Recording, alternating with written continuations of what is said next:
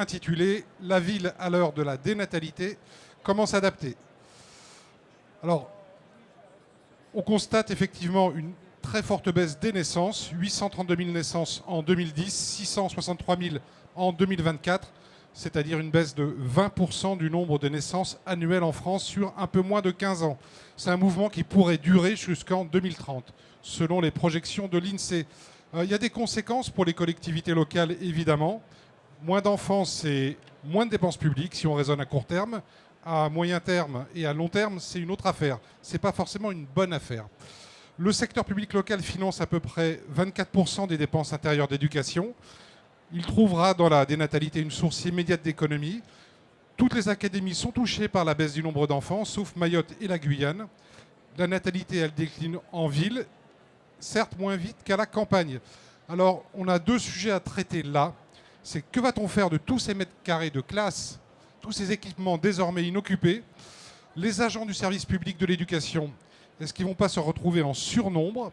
Et puis, il n'y a pas que les aspects comptables, il y a les questions stratégiques. C'est la ville entière, y compris ces entreprises, qui est affectée par ce mouvement. Quelles décisions prendre pour éviter de le subir? Et pour en parler, j'ai le plaisir de recevoir Rosen Mérien. Bonjour Rosen. Bonjour. Vous êtes présidente de Bonjour. l'ANDEV, qui est une association de cadres territoriaux chargés de l'éducation. Vous êtes dirigeante territoriale aussi, vous êtes en poste dans une grande collectivité d'Île-de-France comme directrice générale adjointe. Et Nicolas Horry, bonjour Nicolas.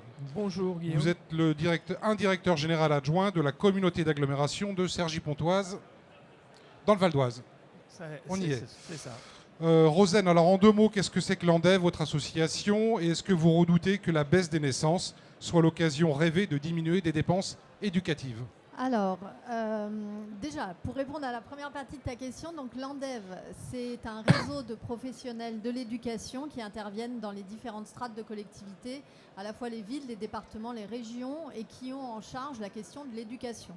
Donc en fait, on réunit l'ensemble des cadres de l'éducation pour à la fois accompagner la formation des cadres, mais aussi partager les expériences innovantes sur les territoires.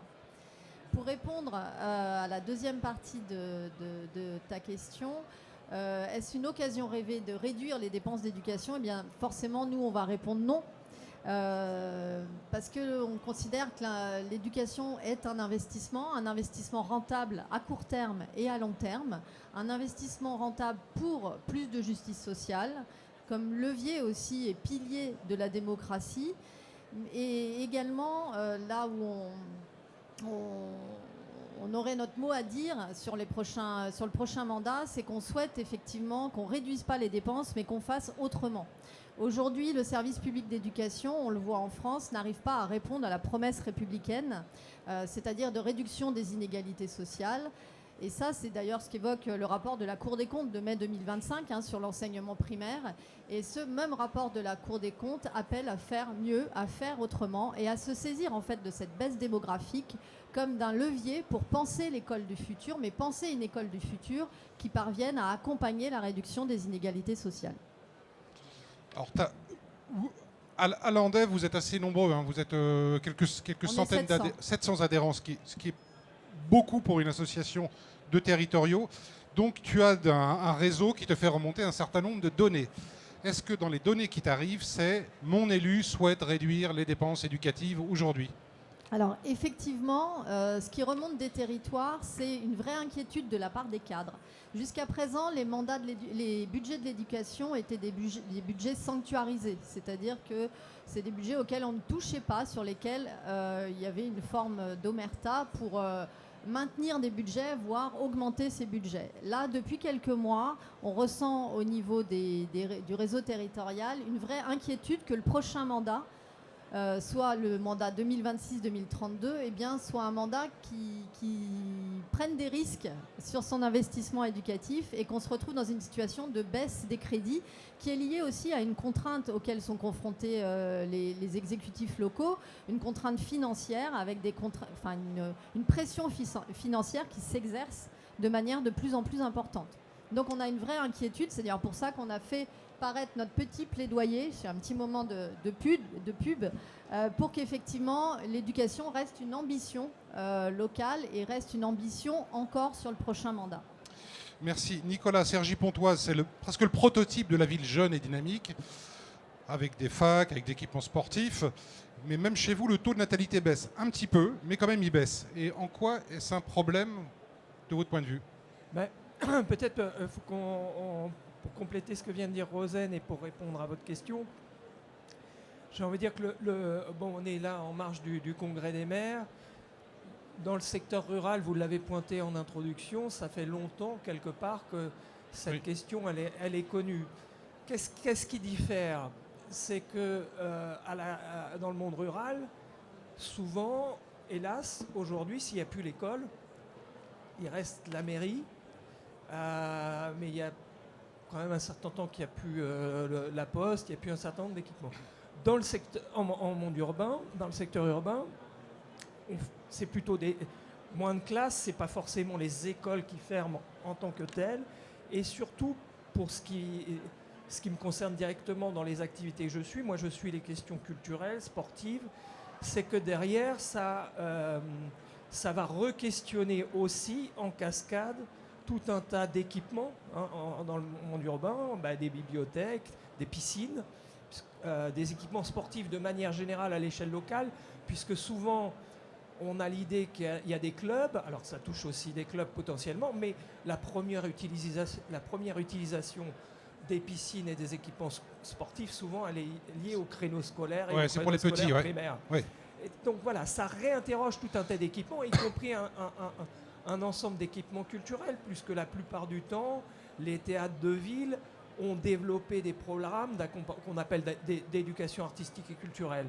Donc en fait, moi, aujourd'hui, je ne viens pas avec des réponses toutes faites.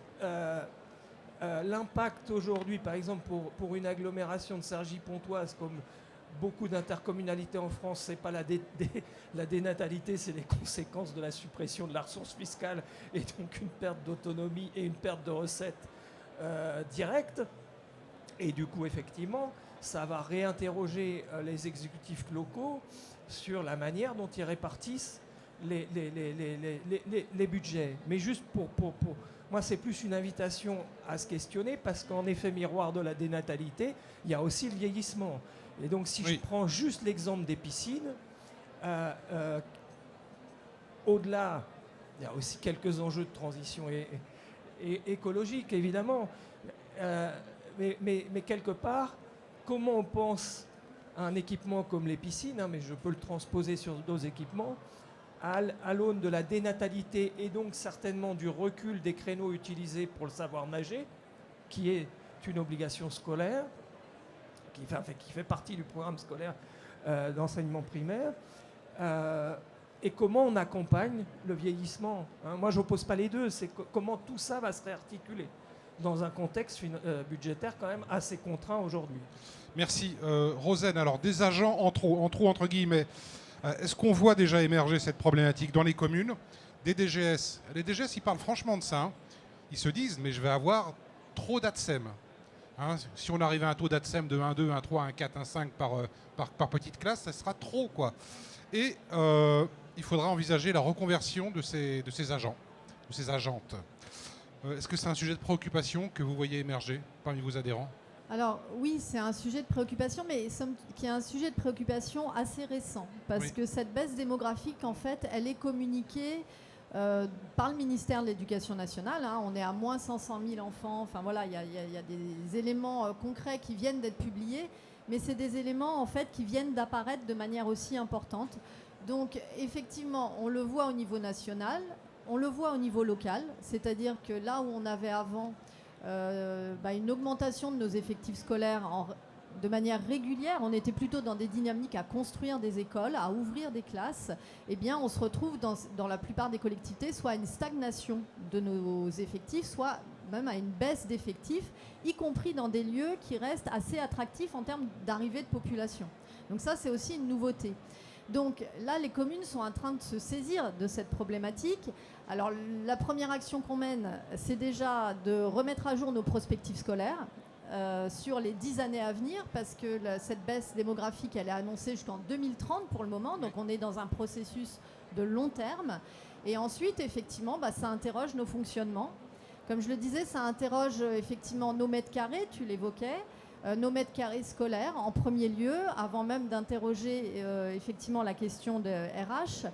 Ça interroge notre bâti scolaire, à la fois les perspectives de construction, mais aussi le devenir de ce bâti scolaire. Et on a des villes qui déjà se sont engagées de manière innovante pour transformer en fait une partie du bâti scolaire sur des activités sur lesquelles on a besoin de mètres carrés. Je pense notamment aux crèches, au service public de la petite enfance, qui est là aussi en plein développement. Et on a des villes, notamment en région parisienne, qui transforment les mètres carrés scolaires en mètres carrés petite enfance. Donc ça, c'est un élément intéressant. Et pour revenir sur la question RH que vous me posiez initialement, eh bien, effectivement, ça va supposer une anticipation des collectivités. Alors, sur les ATSEM, donc les agents techniques des écoles maternelles, on est à la fois sur un public féminin, mais également un public en haut de la pyramide des âges. Donc, on va avoir un levier assez évident qui va être de ne pas remplacer en fait les départs à la retraite. Ça va être un levier qui va être, on va dire, un levier facilitant. Mais effectivement, on a à réinterroger le devenir de notre personnel et à réinterroger aussi notre niveau de recrutement. Après, pour rebondir et conclure sur ce que je disais tout à l'heure, il y a aussi un enjeu de qualité. C'est-à-dire que dans nos écoles aujourd'hui, on a un accueil de plus en plus important d'enfants en situation de fragilité, en situation de handicap, qui sont accueillis aujourd'hui dans des conditions difficiles, tant au niveau des enseignants que de notre personnel. Et on a un vrai enjeu, là aussi, d'améliorer la qualité pour pouvoir accompagner ces enfants dans un accueil qui soit le plus qualitatif possible. Donc ça veut dire accompagner par la formation aussi nos équipes. Donc c'est à la fois une forme de menace ou une opportunité financière, mais c'est surtout une opportunité dans notre capacité à faire mieux avec les publics les plus fragiles. Merci Rosane. Nicolas, à Cergy, vous allez avoir, à un moment ou à un autre, trop de mètres carrés. Qu'est-ce que vous allez en faire pour compléter le propos de Rosane, oui, en fait. À Cergy comme ailleurs. J'allais dire, effectivement, moi j'ai été aussi en poste à Nantes. J'ai bien connu Saint-Denis. C'est des territoires qui ont en commun d'avoir dû accompagner des poussées démographiques et des poussées démographiques scolaires assez fulgurantes.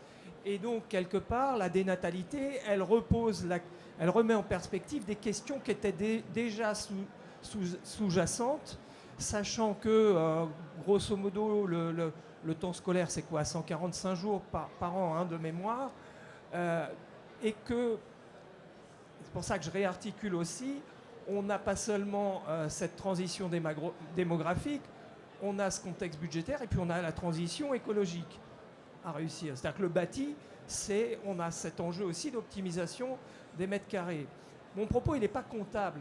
Enfin, c'est pas comment on met des gamins ou des usagers dans des boîtes à chaussures et dans des mètres carrés et comment on compartimente. Mais comment on pense autrement ces espaces. Parce que malgré tout, sans rentrer dans des aspects trop techniques, toutes les personnes qui travaillent sur ces questions savent que le lundi matin, là, quand il commence à faire froid comme aujourd'hui, ça gueule parce qu'on a baissé trop la température pour des questions d'inertie thermique. Donc, une autre manière d'appréhender les choses, ça peut être de penser autrement les espaces, 145 jours par an, hein, je le redis, d'utilisation pour les besoins scolaires, et comment on pense ces beaux équipements fonctionnels, accessibles normalement, comme des espaces et des lieux, allez, je vais utiliser un peu de jargon, mais pluridisciplinaires, qui puissent être des équipements ancrés dans la vie sociale de quartier. En quoi est-ce que ça peut permettre de répondre à d'autres besoins qui sont peut-être actuellement mal logés, mal pourvus, et en articulant ces questions d'optimisation.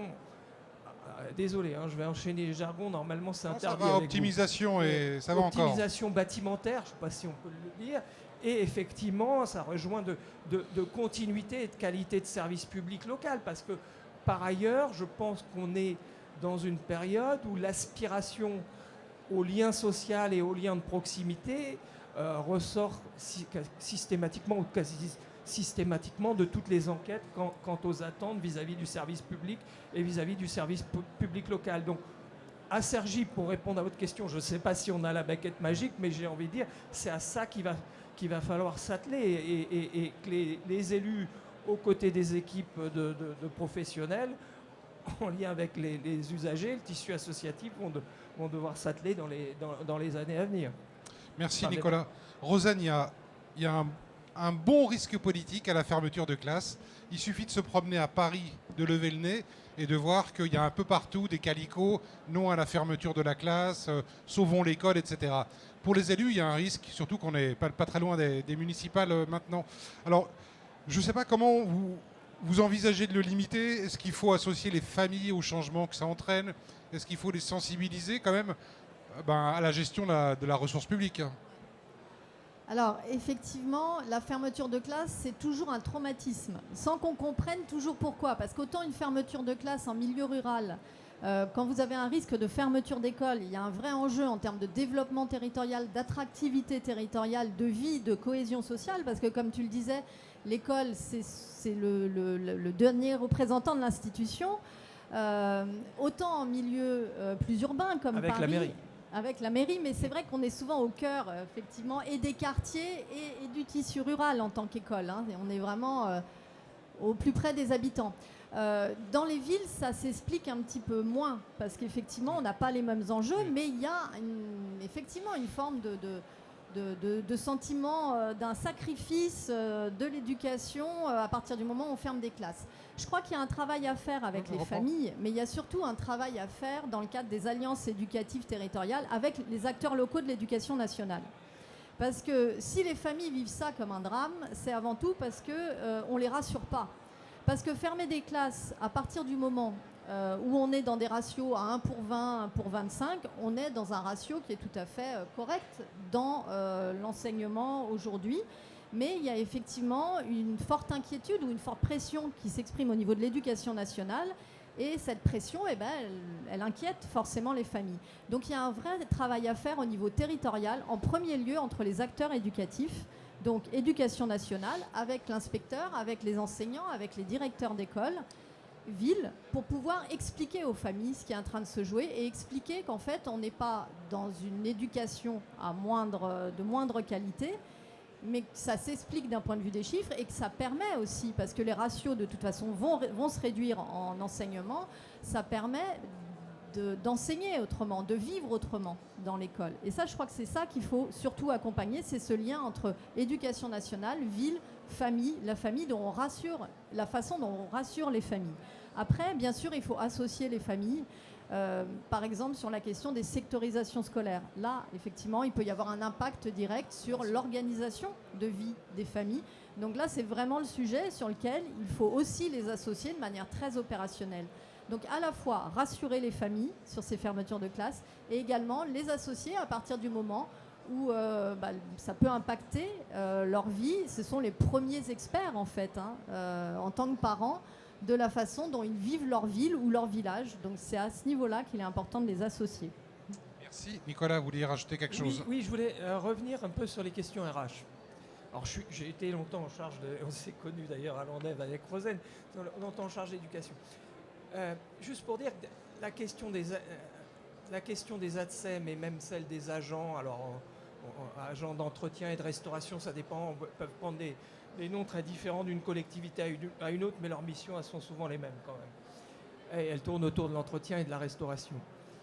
Une des questions, encore une fois, sous-jacentes et qu'on ne découvre pas aujourd'hui avec la dénatalité, c'est qu'on a une population, elle aussi, qui vieillit et puis qui a les usures, puisqu'on est sur des métiers qui génèrent beaucoup de TMS.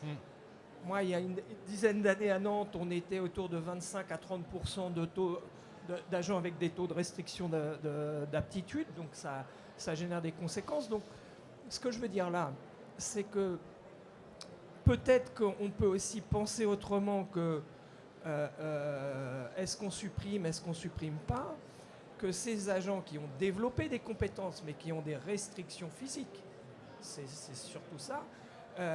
Si on repense les écoles comme des lieux qui articulent différentes fonctions, y compris des missions de maisons de quartier ou des choses comme ça sur d'autres temps, ça peut être aussi des leviers de reconversion parce qu'on est sur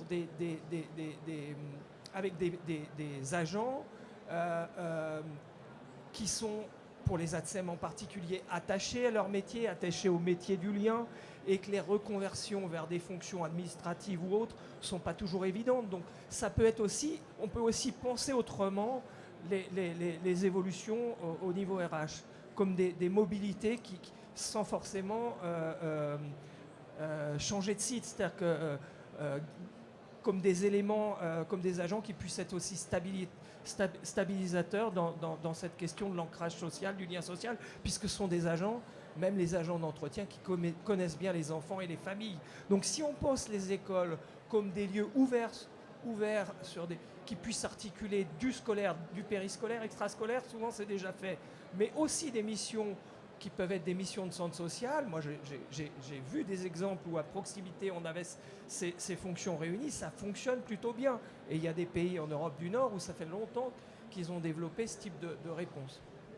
Merci Nicolas. Mais je vais vous laisser la parole puisque je vais avancer un peu plus vite que prévu sur les questions. Vous travaillez à l'échelle d'une agglo, celle de Cergy-Pontoise. Est-ce que vous avez une politique éducative intégrée et jusqu'à quel point? Il y a 12 ou 13 communes, me semble-t-il. Non, l'éducation, elle relève des communes avec un paysage très différent, puisqu'on a même elle relève des communes parce que les maires y tiennent énormément. À l'intérieur de l'agglo, oui. L'école, c'est vraiment... Ouais. En revanche, effectivement, à l'échelle de l'agglo, on accompagne avec des piscines qui sont mutualisées donc sur le savoir nager, puis des gros dispositifs gérés par des équipements autour de l'éducation artistique et culturelle. Même si la compétence éducation artistique et culturelle, elle n'est pas complètement intégrée au niveau de l'agglo. On est plutôt sur des éléments de politique partagée sur culture et sport. Et Rosen, donc, la compétence éducative, elle est très souvent communale. Ils y tiennent beaucoup, les élus. Ah oui. Énormément.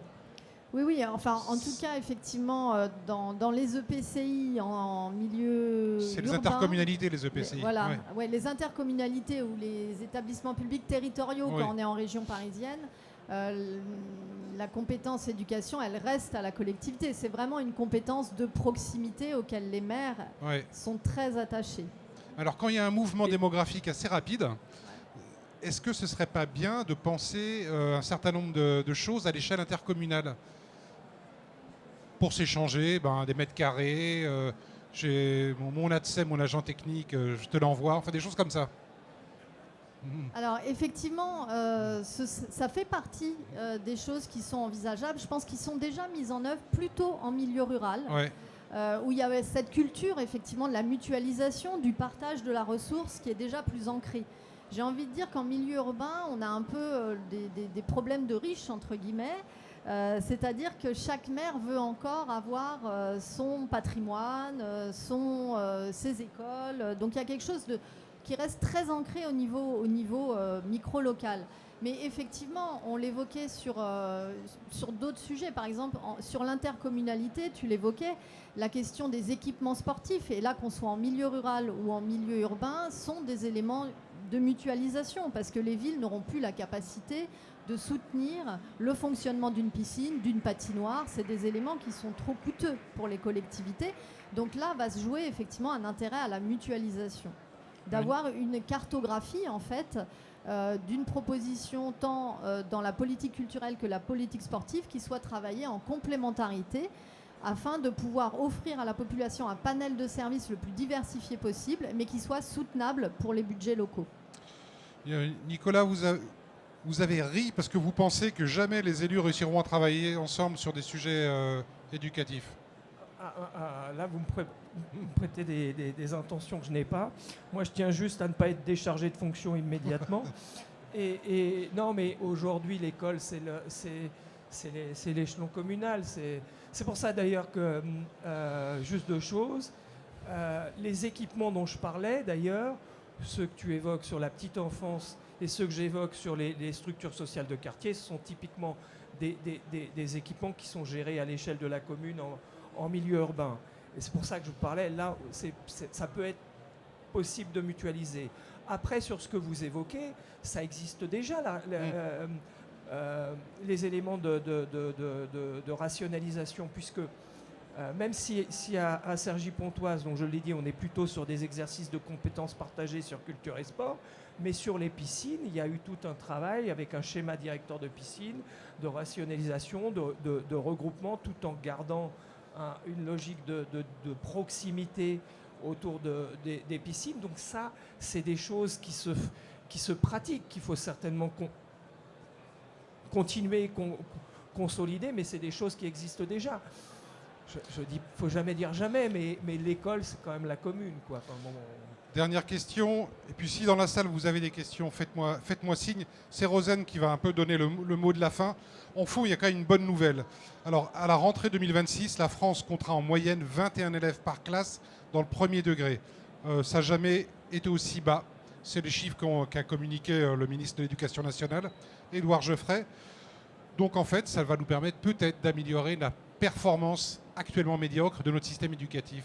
L'objectif, c'est vraiment, je l'ai dit au démarrage, c'est d'arriver à faire l'école autrement. C'est-à-dire qu'on voit que notre école, elle ne réussit pas à la hauteur des moyens qu'on lui met à disposition.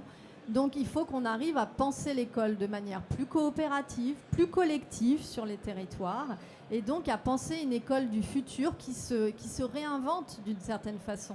Et j'ai envie de dire que c'est cette démarche-là, c'est cette impulsion-là qu'il faut qu'on arrive à donner, tant au niveau local où effectivement on anime ces communautés éducatives, mais au niveau national aussi, que le ministère puisse aussi impulser, parce qu'on se retrouve dans une double situation là, c'est-à-dire une inquiétude des familles qui va être très micro-locale, on l'a évoqué sur les fermetures de classes, mais une inquiétude aussi du corps enseignant qui là va se retrouver dans une situation où on évoque largement donc cette baisse démographique, on évoque le nombre de profs qui seraient en trop. Alors que je pense qu'il faut aussi rassurer les acteurs éducatifs sur la façon dont on va faire de ce qui semble être une forme de menace, une réelle opportunité nationale et locale pour penser cette école autrement. Mais je pense qu'il faut aussi, donner un cap. Et en ce moment, il y a une petite instabilité au niveau national qui rend difficile cette vision commune. Mais en tout cas, il y a vraiment une opportunité de construire une école pour un plus grand bien-être et un plus grand épanouissement des enfants et des jeunes. Merci beaucoup, Rosen. Y a-t-il une question pour l'un ou l'autre de mes invités? Sinon, ce fut le mot de la fin. Merci beaucoup à tous les deux, que vous pouvez applaudir. Merci beaucoup.